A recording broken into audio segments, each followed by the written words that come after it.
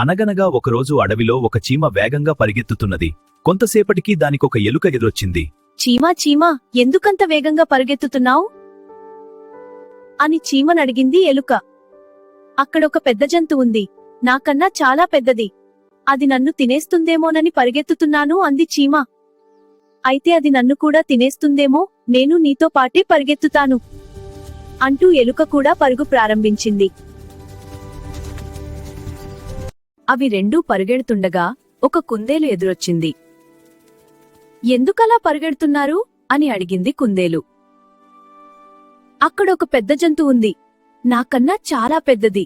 అది నన్ను తినేస్తుందేమోనని పరుగెత్తుతున్నాను అంది చీమ. అవునవును అంది ఎలుక.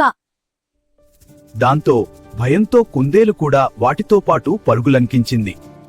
కొంత దూరం వెళ్ళగా వాటికి ఒక నక్క ఎదురొచ్చి అదే ప్రశ్న వేసింది. చీమ మళ్ళీ అదే సమాధానం చెప్పింది. వాటితో పాటు నక్క కూడా పరుగెత్తింది. చాలా దూరం పరుగెత్తాక నక్క అలసటతో, ఇంక నావల్ల కాదు, నేను పరుగెత్తలేను.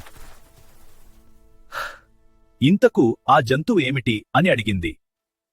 అదా, అది పెద్దగండు చీమ. నావైపే వస్తుంటే తనేం చేస్తుందోనని భయపడ్డాను అని చెప్పింది చీమ. ఎలుక, కుందేలు, నక్కకు కోపం వచ్చి, గండు చీమ మమ్మల్ని తింటుందా?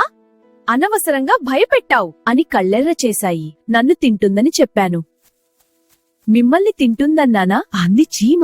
నిజమే కదా అనుకున్నాయి. ఇతరులు ఎందుకు భయపడుతున్నారో తెలియకుండానే మనం కూడా భయపడడం అవివేకం. Like, share, subscribe.